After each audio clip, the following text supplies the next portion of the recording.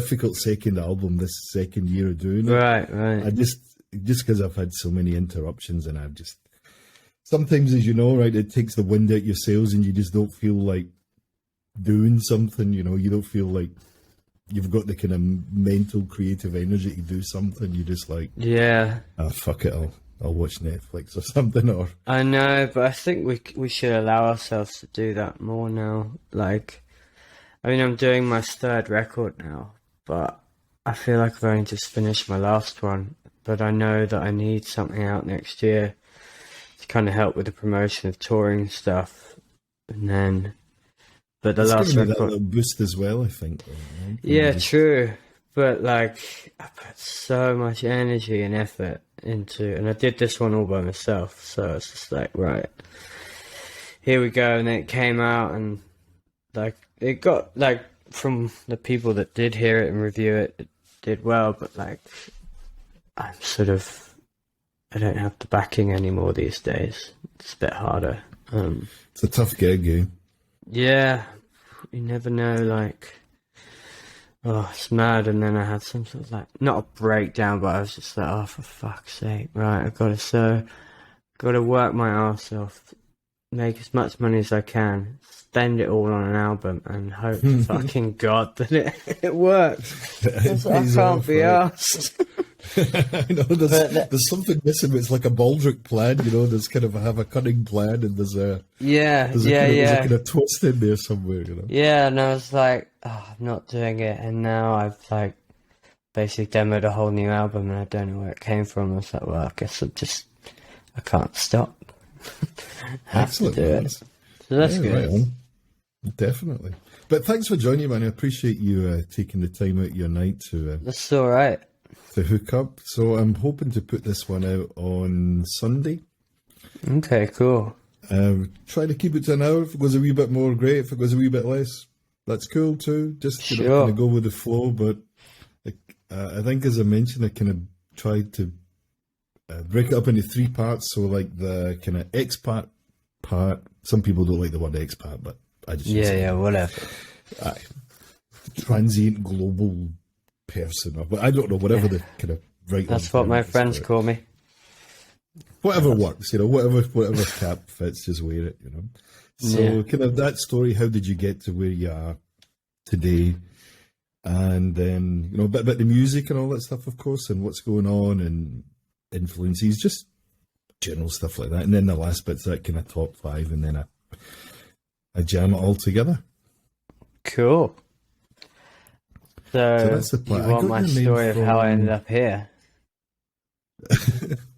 I go for it, man. But no, how did you find me? Was it Michael Brinkworth? Yeah, probably. Or was it Joey Ryan? Or was it probably Joey? I mean, I've seen you. It might have been Joey. Yeah, Joey's a good mate of mine. Yeah, he was a good lad. We did one in the summertime when he had his EP coming out. Yeah. So yeah, that was quite a nice chat and stuff. So like most of the people that I've done the podcast with, maybe not all, but most of them we've never actually met in the flesh. So it's kind of like, of course, I listen to the music and all that stuff and read a bit about on the website, and do a little research in that sense. But other than that, it's kind of just straight off the bat and see where it takes us, Yeah. Right, well, okay. How did I end up in Berlin? God, okay. I'm from London, born and bred, and,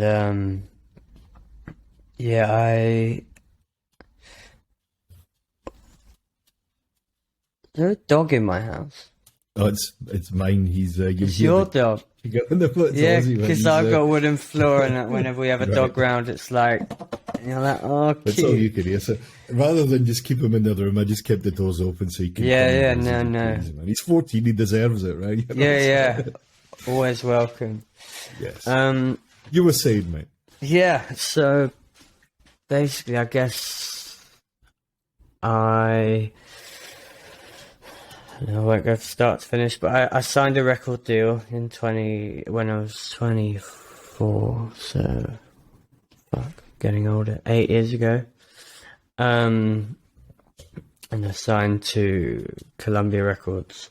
And long story short, didn't work out. Kind of. This is when you were still in London, yeah? Yeah. And I did the whole thing where, you play, and I was on blogs, and I got signed, and blah, blah, and then they really try to make it kind of, right, we need to sell some records, which I get, it's a business, but everything was suddenly morphing into something that I didn't recognize, and it's all very poppy, and it just didn't connect, which I get because it wasn't really me anyway. So anyway, that happened, and then I was like, right, after like a year of lying in bed being like, what the fuck am I gonna do now? I started like going back to kind of old school and just doing it by myself because couldn't afford to like take a band anymore. And then I got offered to play at a festival in Germany, just completely randomly on Facebook. These guys, Cardinal Sessions, you know them? I think they're based in Cologne. Anyway, they did this festival, and they were like, come out. And I was like, oh wow, cool. So I took some days off work, and I went and did this like 5-day festival, and it was wicked. And then through that, I got some more shows in Germany, and I did the dreaded like 6 a.m. Ryanair flight, play the show, come back, go straight back to work, like one night. And then I met a friend at this festival, I made a friend, and then he was like, oh, I'm going to tour Germany like a few months, you want to come with me? And I was like, yeah, great. So I kept coming back to Berlin, and then slowly got to a point where every time I was leaving, I was like, nah, like I want to stay. Just because I got to a point where I was now like, I work as a chef a lot. That's what I started doing after I left the label. But London was just getting so expensive, and I was just working 40, 50 hours a week, like just slogging it out, and yeah, just busting your hump, eh? Yeah, which is fine, but I thought, and then I made my first record. I had that 1 day a week to do music, and I made 2 albums somehow. But it was just like, kind of London, as great as it is, it's very fickle in the industry. Like, everywhere I'd played and everyone that booked me before, like, wouldn't give me a show anymore in London. And I was just like, okay, I get it, I'm old news now, so you need the next, like, hot young thing. Fine, you know what, I can't be asked to play the whole circuit again, and I want to do something different, and I was just kind of stuck in this, like, I don't know what to do. I knew a handful of people in Berlin, and then I was like, right, I've got to do something radical. I don't want to just stay here and do chefing and have kids, and I can't buy a house. Like, I want a little fun. I'm going to turn 30, let's do this. So I just committed. You know, it's kind of like, if you tell enough people, then you just have to do it. So I convinced myself to move, and like my friend put me in touch with like a live agent, and he signed me off the back of just my second record, and I felt there was a real appreciation for just like, we don't care what your name is and what record label you've been with or whatever, like we just kind of care about the music, and doesn't matter how old you are, any of that shit. And felt a lot less judgment every time I was in Berlin. And yeah, and I love it. And there's just so many creative people. I mean, someone like Michael Brinkworth, he's literally like, I mean, if he was born in the 60s, he'd be like Donovan. Like, he's incredible. And that guy I think writes he's like great. incredible songs for just all day long. But yeah, there's so much talent here, and there's a real opportunity to just like collaborate and create and not have to like whack down £10,000 for a music video. And you know, I did my whole last record just through like, there's an amazing artist called Moan, Mone.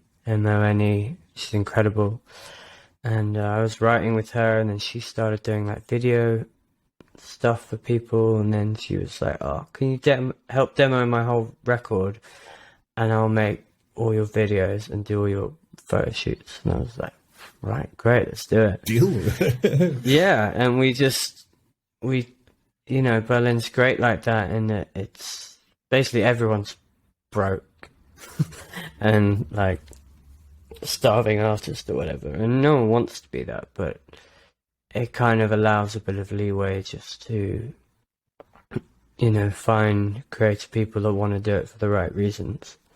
Not that people in London don't, but in London, like, you gotta eat, like, everything. You have to pay for everything, which is fine. But, you know, one rehearsal with your band would cost you 500 quid. So yeah, so I ended up coming here because I left London just to try something different and also allow myself to do more music. Like, I make quite a decent like wage on music, but not quite enough, so I still do a couple of days in the restaurant and stuff, especially with the live scene in COVID. There's no money from there, so, but it gives me so much more time, and yeah, I guess that's why I'm here. Just more time to like produce stuff, you know. How Does that did answer the question, kind of? Yeah, perfectly, man. I'm just letting you ramble away there. How did the kind of musical journey start for you, though, Freddie? I mean that in a positive way, rambling, you know. I was a bit of a rambler myself. How did the musical journey start for you in the first place? Was it, you know, you come from a musical family, or did you just, one of these kids who just picked up a guitar and you bonded with it? Not really, I guess. Like, I'm not from a musical family. Actually, my grandmother was an opera singer, apparently, but I never met her.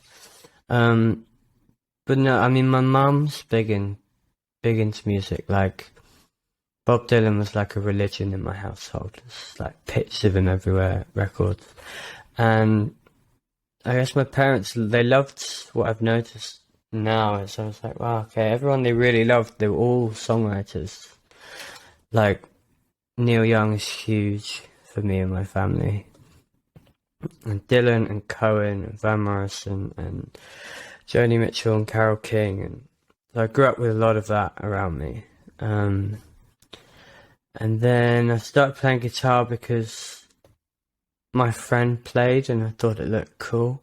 And I didn't want him to be like better than me. I mean, literally, I mean, I was like 12 and I was like, oh, why is he knows how to play Oasis songs and I don't. Can't be that I want to do that. If he can do it. Yeah, exactly. And then, yeah, so they've got all, you remember all those old like chord books that would have like the artwork on the front, yeah. And then it's got a bunch of them, and then I started just doing an open mic circuit in London, and it was the tail end of MySpace, and I just booked every single one I could find, and I would just go like miles across London on my own, play 2 songs, go all the way back, basically every night, and loved it.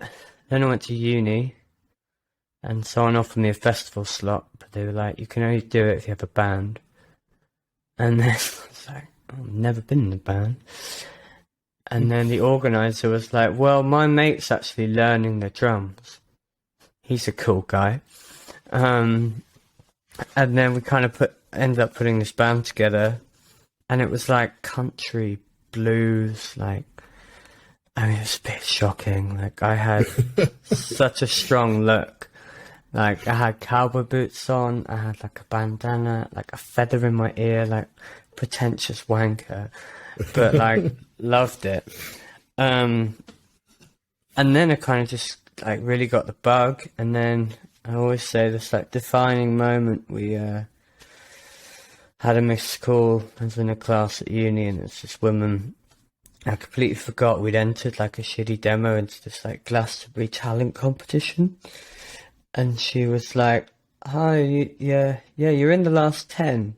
And I was like, "What, are you joking?" There were like 8,000 applicants or something, and I was like, "This is." The irony is now I think my music's like quite good, and I've never come close. But my uni band got in, and then we all like piled in this like shitty car, like with like snare drums in my face and drumsticks in my eye and whatever. And then we played, and it was great. I mean, we didn't like win or anything, but it was a great experience. And then I remember like calling my mum, being like, "Oh, it's so good. We met Michael Levis, and like everyone loved it." And then we had a lock-in with like all the staff, blah blah blah. And then she was like, "Well, I think you know what you want to do now." And I was like, "Ooh, shit, yeah." And then from that moment when I was like, I have to write songs and sing, then I just started playing again. And then, I mean, that drummer's now like my best friend, and I lived with him for the whole time in London. And the guy that put on the festival then became my manager in London. And then we helped me put a band together. Not my mate who's on drums, he wasn't good enough. And then we got this band together. I made an EP in a bedroom with my friend. And the blogging scene was quite big then. And we got quite a lot of hype on blogs for like this one single called Shut Us Down. And then someone shared it on Facebook, and basically got an email from Lily Allen's A&R. Really weird. But it was really funny. It was like, "I'm just having a spliff and a glass of red wine, and I'm fucking loving it." It's like, this guy sounds great. And we went to meet him, and he was really cool. And then Lily had this like subsidiary label of Columbia, and it was just Tom Adele and a band called Cult. Then I met Lily in the pub. She was like, like tunes?" Okay, this is really weird. And then we started to get like a lot more like traction, and we did like one show in this like converted toilet in Shepherd's Bush venue. So was that a really big toilet or a really small toilet? I mean, a converted toilet. There's a lot of images going on in my mind at the minute. Yeah. It was called Ginglick, and it was on the on Shepherd's Bush Green underground. It was a really cool place. It would probably fit like 150 people or something. Anyway, we were going on at 10, and I only had like 6 songs, and then we didn't go on till about 12:30. So it's like a queue out the door. And this was just absolutely mad, but this was kind of how it was then. It was very much like, if a blog picks you up, then you get picked up by another blog, and then one label sees it, and then another label finds out that label's interested, and then there's like this bidding war. And yeah, and then we went with Columbia Records and did some amazing stuff, but it wasn't quite right. That's basically my story. It's an interesting backstory anyway, Freddie, if nothing else, when you've got some stories to share from there. And I mean, you've done it on your own, right? You've done it on your own merit or off your own back, and really got to where you are today through, you know, your own drive and determination, man, and a wee bit of good luck as well, right? You know, getting getting a bit of rub in the green here and there, but you need that, you know. Yeah, I mean, I've never felt like I needed it as much as I need it now, I'll be honest. I think it's really hard now, because with the internet and so much fighting for space, like, and I by no means think I'm like Nick Cave or anything, but like there's just so much talent that doesn't get heard, and it just like drives me mad. Like I could just rant for ages about like there's this artist in Berlin and she should be fucking bigger than Lana Del Rey, but it just doesn't work like that. No, unfortunately. No, but there's so much luck involved, and I guess I got lucky at the beginning. But I had a good manager who was also the same age and really wanted to like go for it with me. That was good. I kind of miss that. I miss having like a little bit of help this time. But because now I make all my records myself. I mean, obviously I have help and musicians, but I write the songs, write the parts, get musicians to play them, record them, mix them, master them. But I'm not going to do that for the next one. I'm going to work with a producer this time. Get someone else to do some of the heavy lifting. Yeah, I'm just kind of exhausted by it and want to kind of mix up the sound a little bit this time. Nothing drastic, but... That's a nice segue in then. How would you describe your sound? Because it is quite unique, quite different. I've been listening to your latest album, and it's a really unique... Cool. Yeah, exactly. And I've been working my way through it track by track and stuff. And it's a really cool, unique sound. How would you describe your sound? The $1 million question. I've had dark indie, dark pop. I've had lots of, from other guests in the podcast and stuff. So sometimes people like to put things in boxes, or they have to be kind of decompartmentalized and all that. Yeah. Right? They need this genre to make it work for them, but others don't, right? It's just... Yeah. I mean, I always just tell people more like what I'm influenced by. Like, for example, I'm watching this. Nick Cave's just released like a thing called The Jam. And it's like came out a few hours ago. It's just him and his band jamming for an hour. And I'm just like, right, I'm getting a bottle of wine and just plowing through this.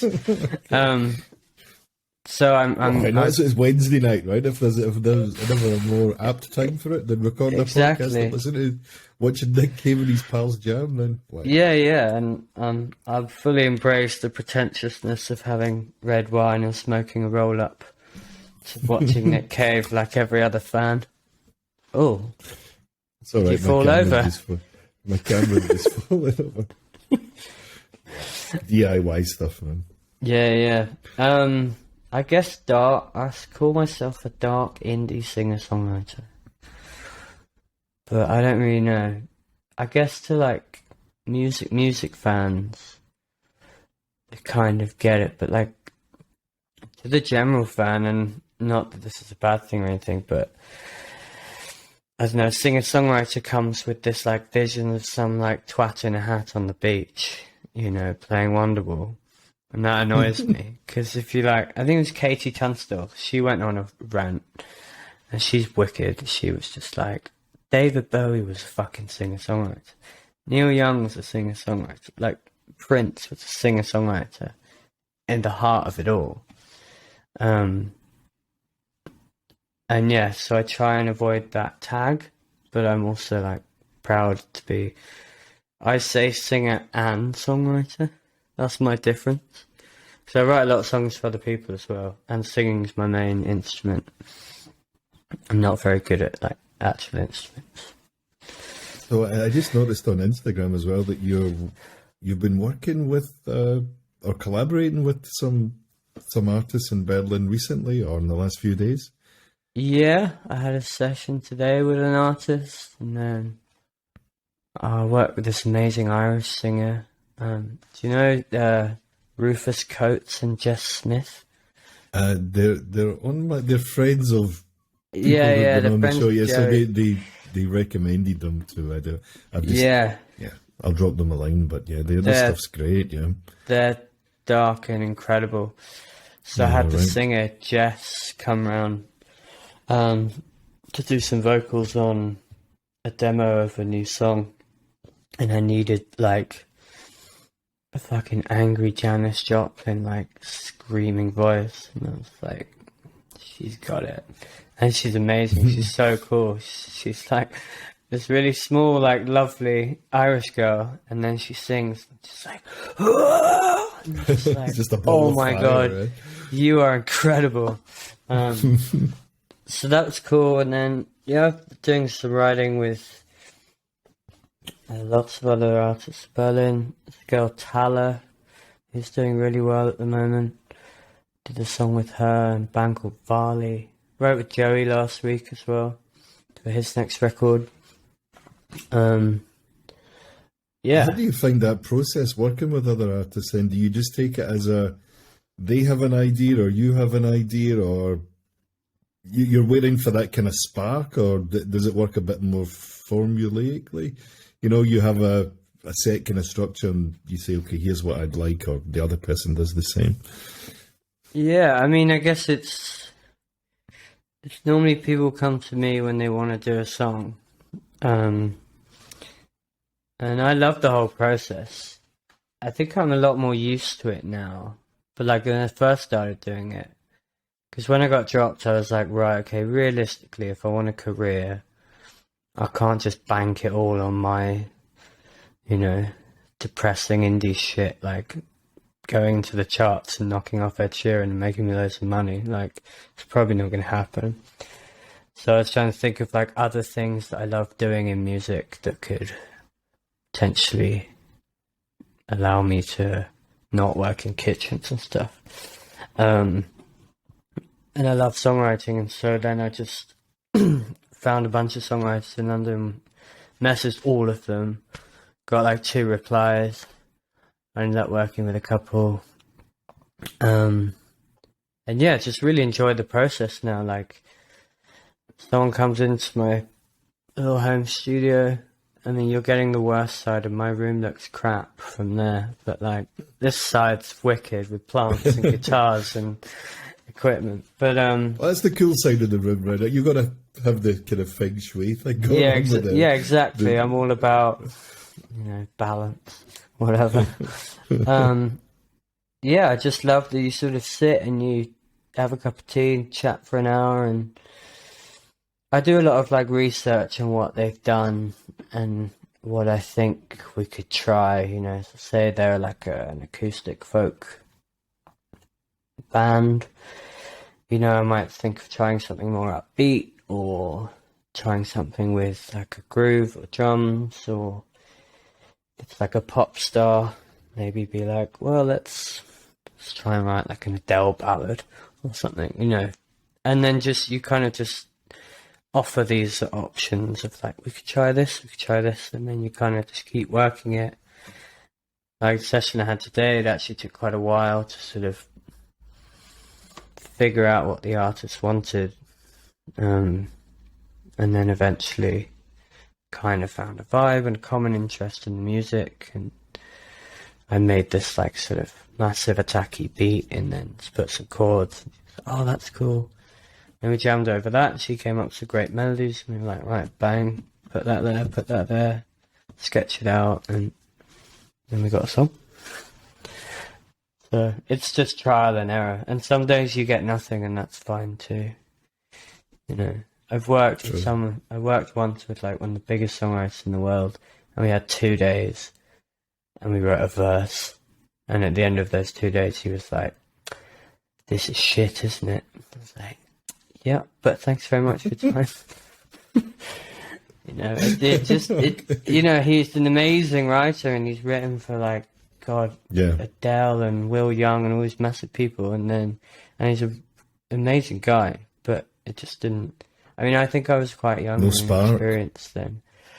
Yeah, it just didn't quite have the energy. Like, a lot of times when I was signed, they would throw me in with people that had written like smash hits, and I didn't actually work with anyone. Then I had this really great A&R at my publishing company, and he said, "Oh, there's this new kid. He's a great writer. Let's put him in with Freddie." And he was like, great. And then I ended up doing all my singles with him, so I got on really well. And he was like a nobody or whatever at the time. And then he's great. Now he's like a master songwriter and drums in Liam Gallagher's band, and he's like amazing at everything. You hate those guys, eh? They're great at everything. You're just like, you're a bugger. Right? Yeah. He's literally just, he's so good. And a good guy as well, right? Yeah, just a really class guy, really down to earth, and just go to show that it just doesn't matter about, just go to show whatever, that it just doesn't matter about name or whatever, if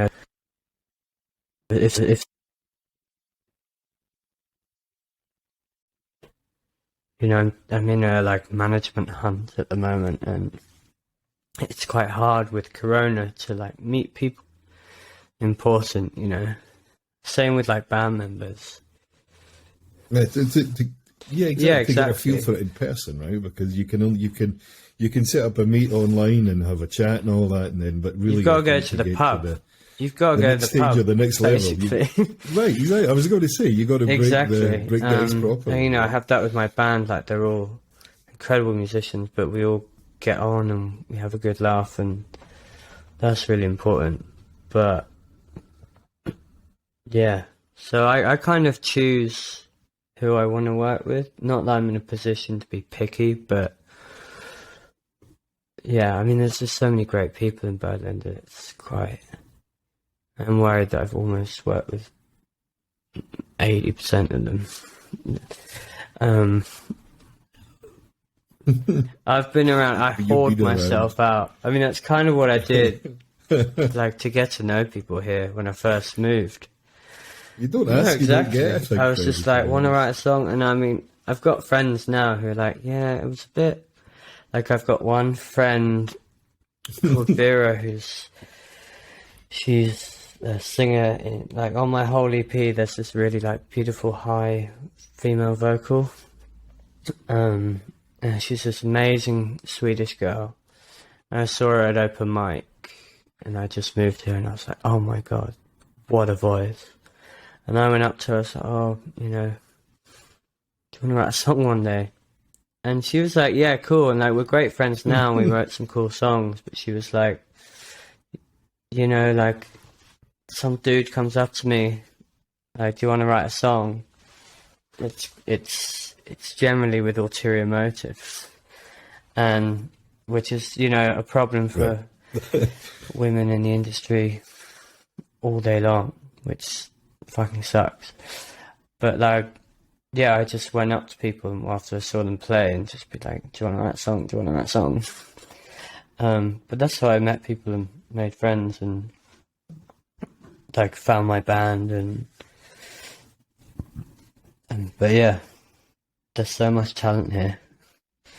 I mean, yeah, exactly. I mean, the guests I've met from Berlin, there seems to be a very deep pool, very deep talent pool in here, Since we're on that kind of wave of optimism, grab it while you can. Ask you something that I really kind of, I'm going to bring us back down to earth in a more, in my kind of inimitable style. But since we're talking positively about Berlin and all the influences and the great people you've met and the collaborations that you've been able to have and friendships out of that as well, is there anything about the Berlin scene that just kind of, I don't want to say hate, I don't like, because that's that's a bit of a loaded question, but what are the negative things for you in the Berlin scene? I think the problem is and which we're trying to sort of look into at the moment, is there's too many options to play, every night of the week, which is good in one sense, but also it ends up being the same people at every night. And I think that's very hard for the community to grow. And I think what would help is if it was more like curated. I think it's fine, go to open mics and practice your songs and stuff, but you want to see a Berlin artist, you come to Berlin, you look them up, and they're probably playing 3 times that week just to play, which is great.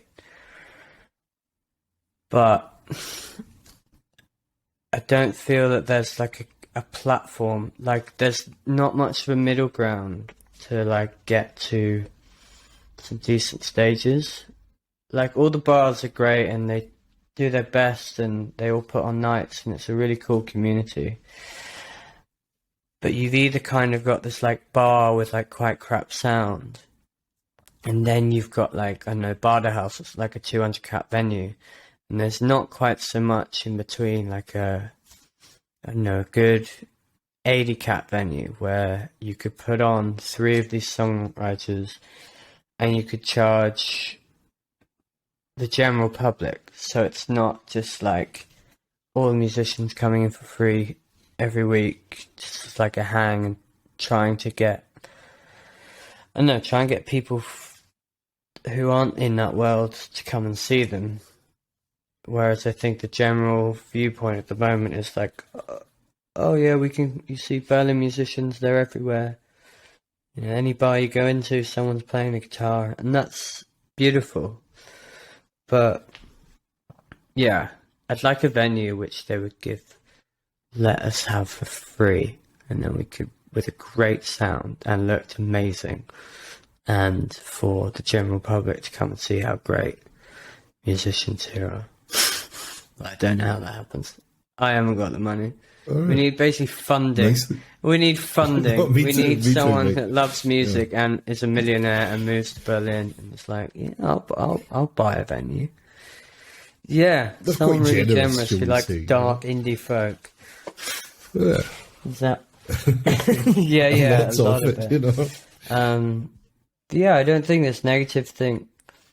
But yeah, it's a valid point. You know, getting to that next stage or a next step or a bigger stage, and then from there, as you were saying, you know, musicians can actually make a bit of exactly, a living off it, right? You know, it's obviously not doing it every night, you know, because it's musicians got to eat too, or artists got to eat too. That's the thing people tend to forget.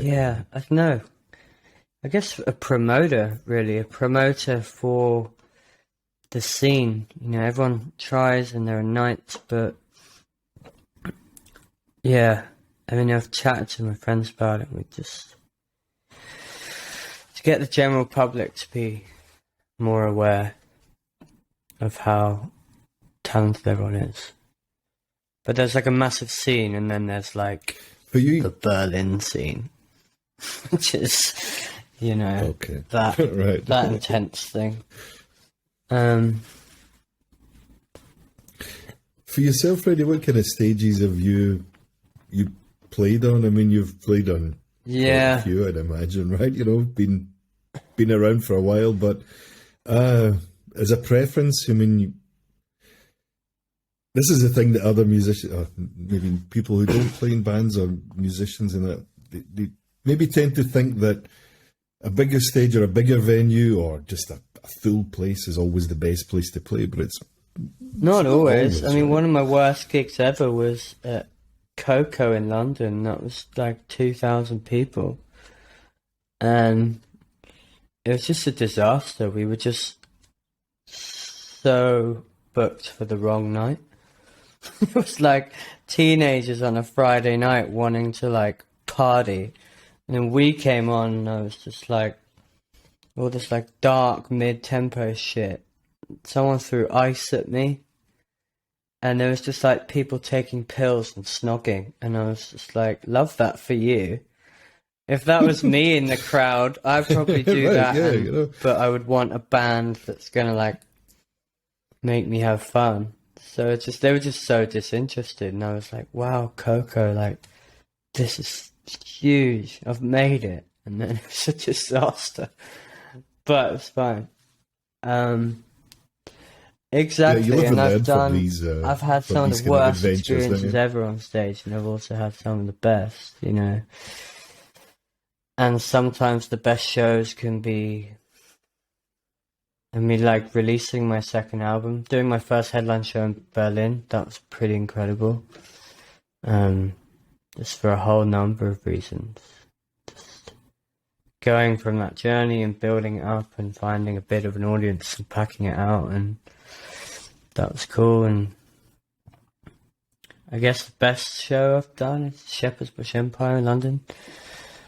That was pretty mental. And I got to like invite my parents, and that was pretty cool. Because they could like see me on like a big stage, and that was quite cool. Yeah, I don't really mind where I play, but as long as I do, but as long as the sound's good. It doesn't have to be millions of people. Like 100 cap venue's great, with good sound and it looks cool.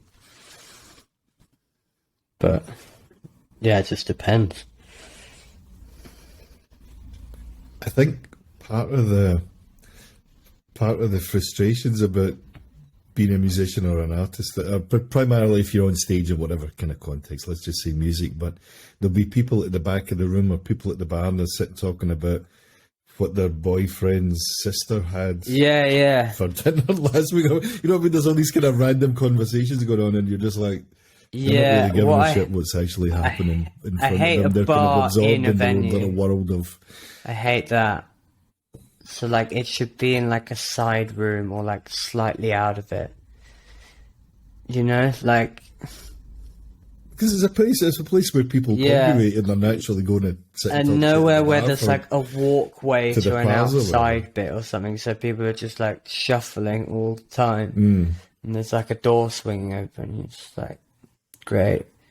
Because then you've got like people at the front and then the people at the back just like nattering, and you're just like, well, I mean, go somewhere else. If there was a bar out like in the next room, then you could just chill there, and then you can have your fun time. We can have our fun time, and then that's fine. But I mean, you live and learn. I saw you're going to. You've got a show coming up quite soon. I'm doing a little show in a couple of weeks. I mean, I haven't played in properly. I mean, it's been like over a year since I've done anything. And then my friend, who's an amazing musician called Violetta Zeroni, she's an Italian artist, we were like, oh, feeling pretty rusty at the moment. We should just play. And then my friend Dan like helps run this really cool bar in Berlin, and it has a nice sound and it's always just a nice experience. And he's like, do you want to come play? And I was like, yeah. I'm desperate. Not desperate like I feel lucky to play there, but like I just want to play. Like at the moment I'll play in like a zoo. So long, I don't care. Like I just want to sing. I miss that feeling, just the getting your set ready and you know, all that kind of stuff. But I kind of forgot I had it. It's definitely for a bit. Well, hopefully it's called Bar what's the name of the bar? Shout out to Bar Bobo. There you go, give 'em a shout. Great place. What kind of capacity is that? Is it a bit of a kind of smaller, more intimate it's venue? literally just like a smoky Berlin bar with a little stage. And it's all like dark red. They do nice drinks, and it's just cool. I just like it.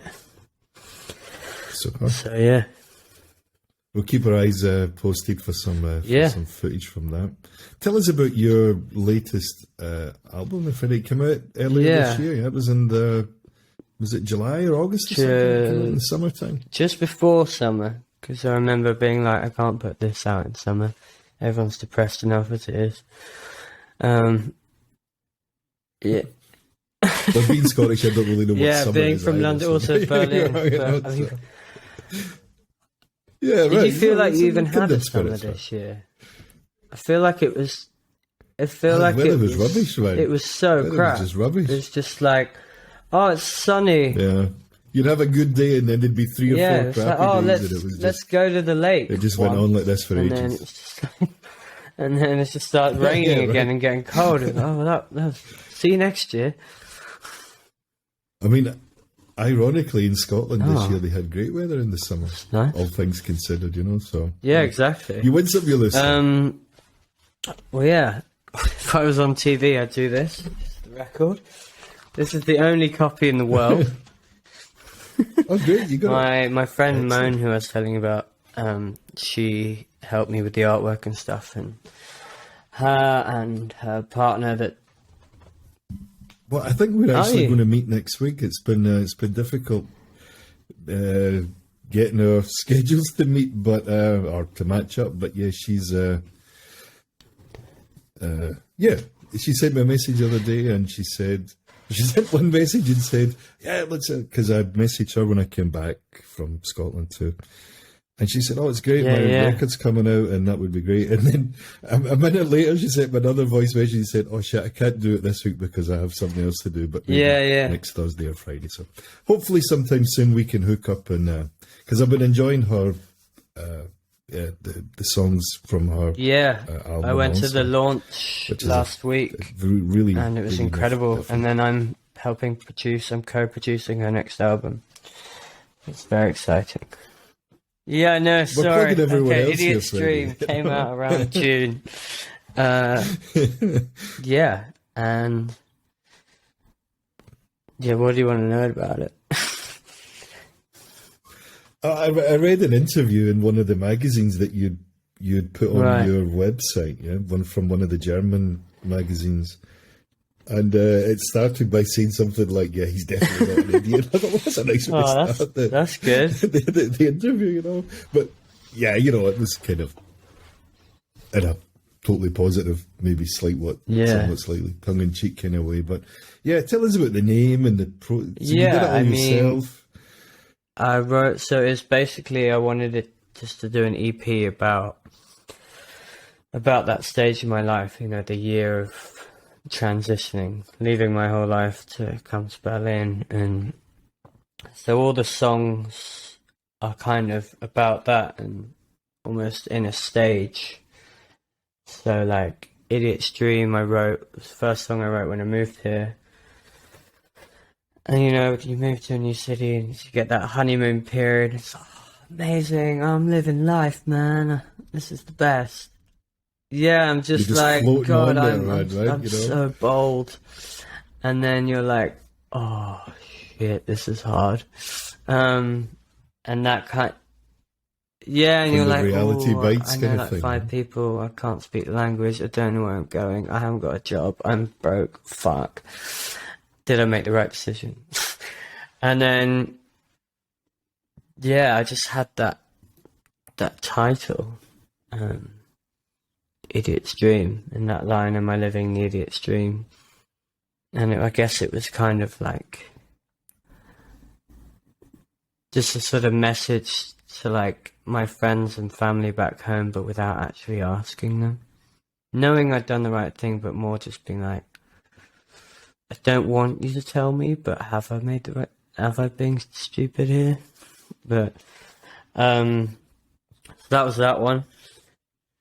I think only you. Yeah, exactly.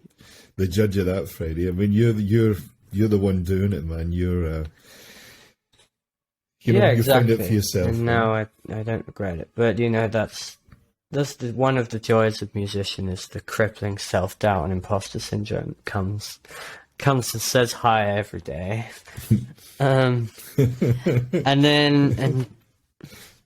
exactly. Where would you be without it, though? Well, I do write happy songs. Exactly. Who wants to listen to that shit? And then there was a song after that called Sky Without Wings, which is just basically a metaphor for like the blank canvas or whatever. Like, I don't know, it's a song about the fresh start. And then my fun song, Night People, which is just a celebration of, like I was saying, I went out every night to all the open mics and bars and any gig I could, and not like a party animal, but just like for stuff to do. And that's just how I met people, just like at nighttime and at music clubs. And so I wanted to write like a celebration of, how that all happened and how, I probably won't see a lot of those people again. I've met a lot of friends, but I met a lot of people, and just how like, thank you for like showing me the way a bit and taking me into your like world and city. And so that was that. And then Let the Good Things Last a Long Time was the last song, and that was I wrote it just after the end of my tour when it's kind of like I built all of this up, like moved here, found a band, brought my album here, done a show, done a tour, and then it was all like over, and I was like, what do I do now? Like my Right, my yeah, whole it's like okay, that was it. objective has been completed, and then I was just like, you know, a lot of people were telling me like, you gotta just stop and like just actually enjoy what you've achieved now rather than panicking about what's to come. And then I was like, okay, I'll do that. Hence the really long title. And yeah. Kind of like musically, you're quite experimental, or you found as you've gotten older, you know, I don't want to use the mature one because I guess No. we never really grow up, but you know, as you've maybe matured musically, have you found yourself experimenting a bit Yeah. more in a kind of, you know, with the song? Yeah, the sound? definitely. I think it's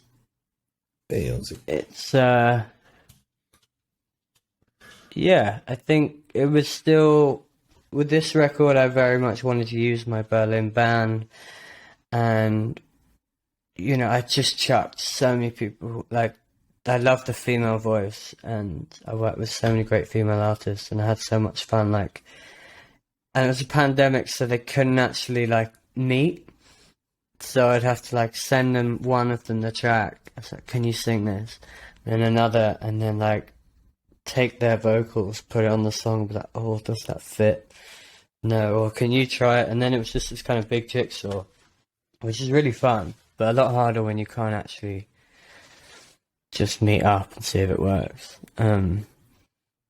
But yeah, like Idiot's Dream was actually started off as like a breakbeat sample, and it's just a loop, and then my drummer played it, and then he was like, well, I missed the energy of like the actual breakbeat, so we ended up just sampling him for like the verses and just using like his 2-bar loop or whatever, and just experiment a bit more. And then I worked with my friend Ruby Smith, shout out to Ruby, incredible mixing engineer and producer, and she really encouraged me to like mess about with some sounds, and we just like sat on my floor and just, because I didn't have a studio or amps or anything, we just like, she was like, right, what pedals have you got? And I just like got all my guitar pedals, and then we just like sort of re-recorded everything through the pedals, and then like took those reverbs and used them and sounded the room, and yeah, just experimented a little bit more. In a sense, it sounds like you're using Yeah, the kind of exactly. constraints that you had. Yeah, which was to an really fun. advantage, right? Yeah, and just kind of Yeah, but see where it sometimes takes you you. need people. Like, I liked my guitar, but I was like, I can't really go to a studio right now, or I don't have any money either, or an amp. So we just like reamping, that's the word I'm looking for. We just reamped it through like loads of stuff, and then we managed to sneak into a couple of studios late at night. Legally, we were allowed in. So we got to use some gear like tape delays and, you know, just really cool stuff, like running my vocal through an old tape machine and then just taking a bit of that delay and putting it like underneath the vocal, running the drums through it so it's like really distorted, and then like blending them, and that's how they have a bit more of they've got a bit of a crunch to them through this like tape saturation. And just little interesting things like that, just to give it a little bit of difference. But yeah. That's a nice bit of insight. Right. What about your next album? And since you've kind of been through the mill with this Idiot's Dream album and the whole pandemic malarkey, you know, I mean, what are you planning for the next one? Yeah, Without I giving mean, too much well, away, that was an of course. EP, so I think the plan is to do like a kind of smallish album here, and just kind of just have a like, fuck it, I'm just gonna do it. I've got like 20 songs, if that. Choose my favourites and just get on with it. And I'm gonna work with a friend of mine that we produced like a library music album together, and we sort of became friends. And he's a great producer, similar taste, and he's got a bunch of ideas on how we could sort of sonically take it up a gear. So that's going to be really fun. We're going in a couple of weeks to start that. I'm just trying to write songs different. Do you work quite quickly? No, sorry. Excuse me. I'm Sorry. just trying. I'm trying to push myself at the moment in like to not write the same song, because I am quite limited here, but I'm also fully aware that melodically, like I could sit out and just bash out a verse, pre-chorus, chorus, verse, chorus, bridge, chorus song over and over again, and I can make it pretty and put harmonies in it, and that's lovely. But now I'm like, I want something with a bit more bite. So I've been listening. I guess it's all from what you're influenced by, you know. I guess the last record I was listening to a lot of like Portishead, my favourite band, but then the latest Nick Cave records and War on Drugs as well at that time. I don't know if you saw the NPR session they just put at the Little Yeah, Desk, I love all it's these not so like little, tiny but desk it's concerts. Like Ed quite a big Sheeran desk. did one. It's, Tiny someone desk, put right, in the yeah. comments like tiny desk with. Yeah, I'm not I going to did watch watch it. But it's that. like tiny desk with 90 like outputs or something. It's just like. Right. I mean, the War on Yeah. Drugs one was huge, man. I mean, there was. I did see the beginning of the Ed Sheeran one, and I couldn't get to the button quick enough. Yeah, to I make tried. it stop, you know. So thankfully there was. I tried to listen to the damage album and stuff. today, and I Everything was got restored. about a song through. That was enough. I mean, I Brave don't want to batter him. The War on Drugs, though, that session sounded great. Oh, And they yeah, sound incredible. fantastic as a band. I mean, it's such a unique. Yeah. a unique Well, that was the brilliant thing with sound. them. I was like, bro, I wanted to write a fucking banger, but how do I do it in this like and keep it me and keep this indie style? And then I was just listening to that Under Pressure song, and just like, right, I'm just gonna take that kind of tempo, that like, and just like see what happens, and like detune my guitar, make some dreamy chords. And so I guess I'm trying to push myself now with this next record. And like I've been listening to loads of Sleaford Mods. Oh, And right, they're cool really as well. cool. And obviously I'm just like your boring like middle class white dude that's just like has no sort of is nothing like Sleaford Mods and their kind of energy and their punk, you know, sort of punk sensibilities, exactly, if you you know, want to and call nothing. it that, right? You know, I don't even know that does sound a bit middle class. Yeah, but like, bracket them like that. I'm but I think nothing it- like I think them, it obviously, works, you know. but and we're from totally different worlds. But I loved them, and I was like, their simplicity of their beats. It's just like one beat, just like, Yeah. and the dirty bass line. I was just like one of their tracks, like Job Seeker or something, that just comes on, and you're just like, oh, fuck yeah. And I was like, oh, I want an off. Am I allowed to swear on this podcast? Sorry. I think we've been doing But I okay wanted so something, far, so you know, a beat that battering, would just man. come on you, It's just all like, good. whoa, you know, sort of wake you up a bit. And Gets you right Yeah. in the first and bar, not that, right? and I Right, knew it's the that. song was never It's right gonna off the like bat. end up sounding like them in a million years. So, but I ended up writing a song that I love, and it's wicked. And so just trying. I'm listening to a lot of like Warhouse at the moment. You know Warhouse? Really cool. I don't The know. lead singer from a band called Balthazar. They're wicked. Very dark, very moody, like a lot of groove. Really cool. There's a new band out the UK called King Hannah. they're really fucking cool. They've just signed to City Slang in Berlin. Really cool label. There's so much great music. But yeah, just trying not to write like the same thing over and again, which is hard. And also inspiration-wise, Right. not much at the moment. But it's funny you mention that.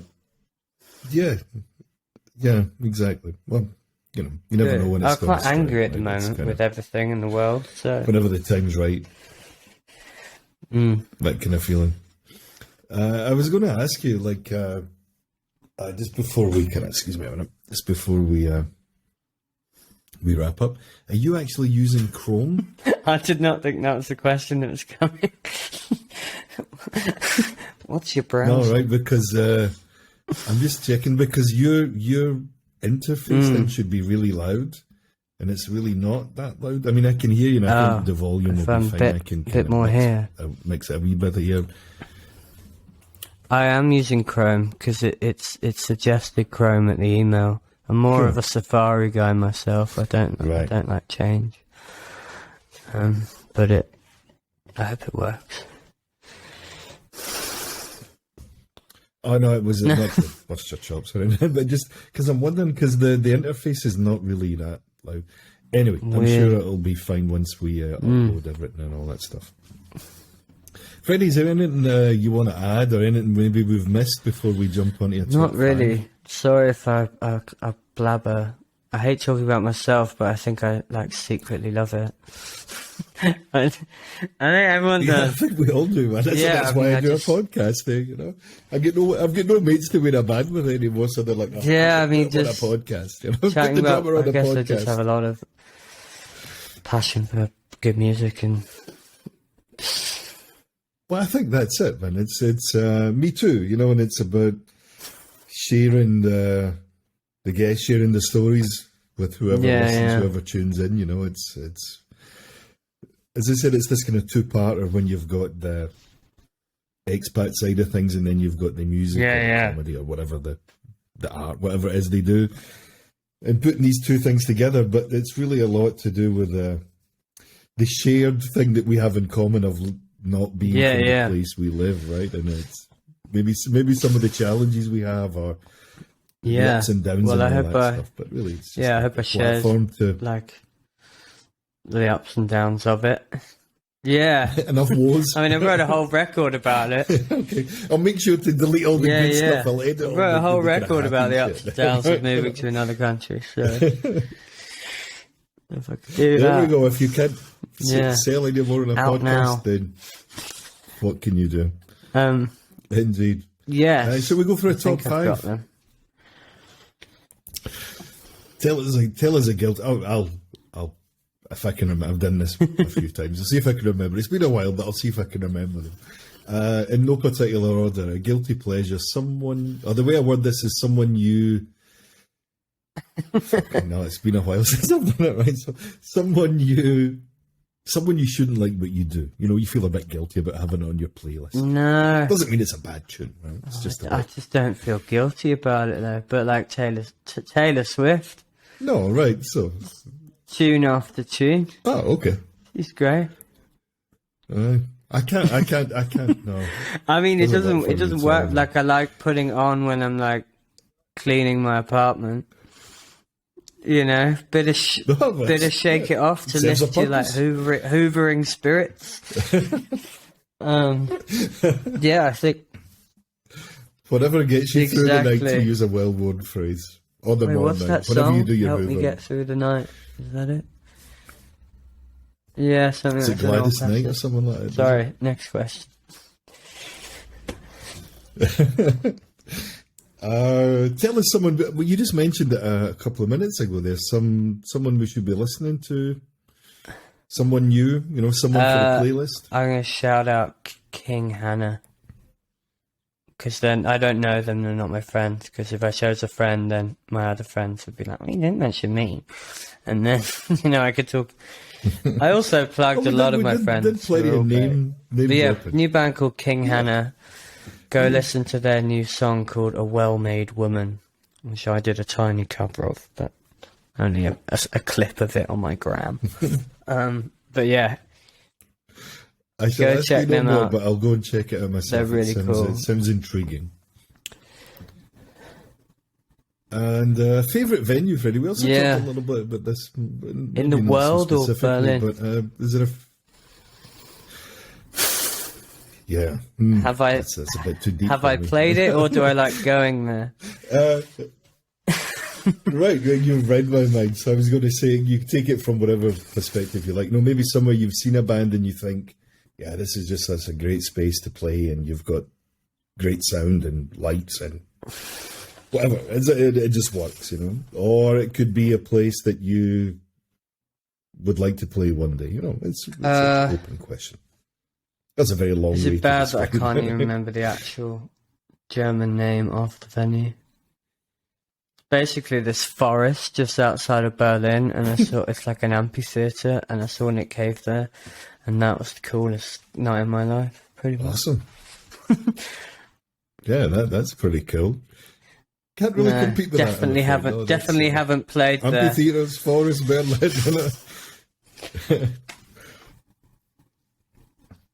Is there somewhere you've seen a really bad, you know, maybe not it's a bad show per se, but the venue itself is just a bit of a nightmare, Yes. you know, and you're Alexandra maybe a bigger Palace, place, you know, one when you just think entrance. What the fuck's that about? Also, Astra in Berlin, great, but there's like 2 massive columns in the audience. So if it's packed and you're behind the column, you're stuck behind this big kind of pillar. nightmare. Well, in football stadiums, they call this restricted cheap view, seats. funnily enough, right? Restricted Yeah, you view, can you're still standing only get to behind see this- one half. this kind of pylon thing, and you can't see shit. Nightmare. Right, exactly. So, yeah, they've got a cheek charging you the full price for the ticket as well. Go-to karaoke song. I hate karaoke. But if I had to be, it would be... For the Sorry. purposes of this podcast. Sorry, man. Work with me, Freddie, work it's with gotta me. be that blue. Is it blue, get on up when you're down. Take a good look around. Do I have to keep going or tell me you know it? I was like, what is a blue? I was like, well, I don't even know what that is, but I'm really Keep showing on my age moving here. on anyway. Every listener will know who it is. And they will report in and be like, Craig, you have to know this one. Okay. All right. I shall take a mental note. And, Maybe you've just got put it on my exquisite calendar. taste and you don't. But I think so. That's it. I'm just a 50 plus year old man that's kind of a wee bit lost sometimes when people say, yeah, you know that Taylor Swift record? I'm Yeah, like, that'll I know who do. she is. That's That'll where the do. conversation usually ends, you know. I can't help it, man. But I try to keep my ears open for new things, of course, right? But it doesn't always work like that. Last question then, Freddie. Someone you don't get, someone you think's overrated, or you're just like, oh, man, I don't. Easy. Yeah, I just John don't Mayer. get it. Cannot stand him. Oh, me too, funnily enough. I don't get I just sound like I hate everybody. Man I after don't my own like- heart. I'm like, oh, he's No, I mean, I shit. get Oh, he's an rubbish. amazing Oh, what does he guitarist, but John Mayer, I get. Oh, but he's songs are fantastic guitar player, but so I don't know. I just boring, don't get it. and the lyrics Man. are rubbish. For a guy with such, well, let's use the Yeah, vernacular, he's amazing. chops, right? Chops, great guitar player, does all that Grateful Dead or whatever Yeah, they're yeah, called now but stuff. it's You know, just- or he did I before think it's COVID. just- And it's so his songs naff. are rubbish. They're just really bad. And it's so predictable. Yeah. I think he's just like, Oh man, I don't know. I've seen all these kind of guitar lessons on YouTube. You know, whenever he's Yeah, think he and had I an listened to album a out couple of this- songs. this It's year, so whenever it was, I don't boring. know.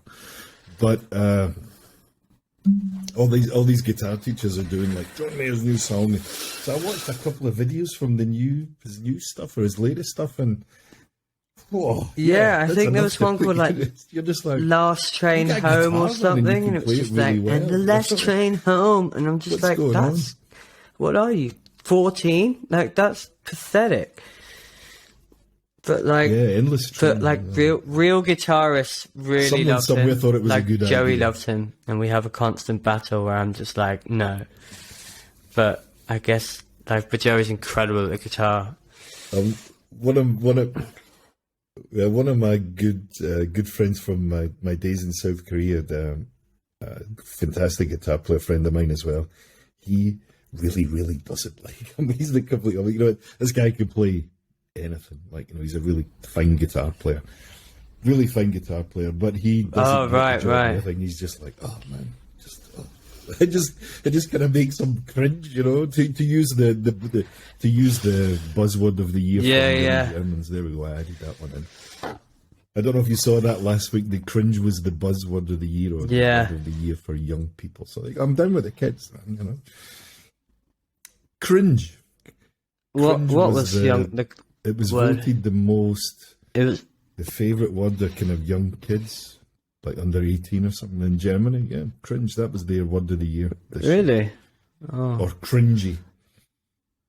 Oh, I saw something wicked. I saw something great, and then I'll leave. But there's something called the boomer bend going around, which is just like what young kids are calling like middle-aged rock dads when they just do like the 70s, like now called the boomer bend. That's like, yeah, okay. So good. Yeah. Maybe that so resonates funny. me with me. It's kind of true. That resonates it's like, with me for more of a reason than I care to admit. I'm not a dad. Yeah, I'm not a dad. Well, dad rock is cool, man. It's a sentiment that counts, you know. John Mayer, I don't know. It's just like, yeah, great. You know, well, if you think about your guitar, use it, man. You know, use it. Show us something, John. You know, if I was his granny, I'd be really disappointed. Yeah. You know, I'd be like, stop singing. John, that's very nice, but yeah, come on. I'm quite glad that he's not great at singing because he's like really star-ish, handsome. He's been out with like every supermodel in the world. I'm like, no. you can't have everything. You can't if he sounded like Jeff Buckley, I'd just be so. We just all go home after. Yeah, that. that's not fair. Door and you're like, okay, I'm done. Yeah. Get the last train home. Okay, I'll see you later. Get off you go, man. On that bombshell. Pitching on that note. Freddie, it's been a pleasure, and thanks very much for having me. Thanks very much, man. That was fun. Good luck with everything going forward, and here's hoping that your record gets a bit more play. You know, always a good thing. And good luck with everything. You know, recording next week and all that stuff. Let's see. Yeah, really nice to meet you, man. And if you're, hopefully see you at a music night in Berlin one day, maybe. And then we'll take it.